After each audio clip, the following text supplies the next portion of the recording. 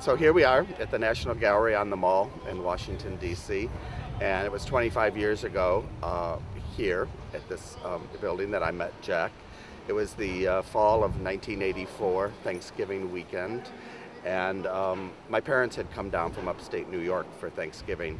And they left that Saturday. I had nothing to do, and I knew no one in town because I had only lived here for 3 months. So I came down for the Degas exhibit here at the National Gallery, and it was one of those mega exhibits where you had to stand in line to get in. And there I was standing in line, and I talked to people as I'm waiting, and I talked to Craig, who was just behind me in line, and we struck up a conversation and liked each other from the beginning. We have a family joke that Jack kind of talks to fire hydrants, and I was that fire hydrant that day. And we went through the exhibit, which was, as I said, a mega exhibit, and kind of we talked and chatted through the galleries as we went along. Flirted, I'd say. Flirted, all right. And at the end, you know, we just kind of came out of the building, and there we were, and I think it was Jack who said, "You want to go have a beer?" And I said, "Sure."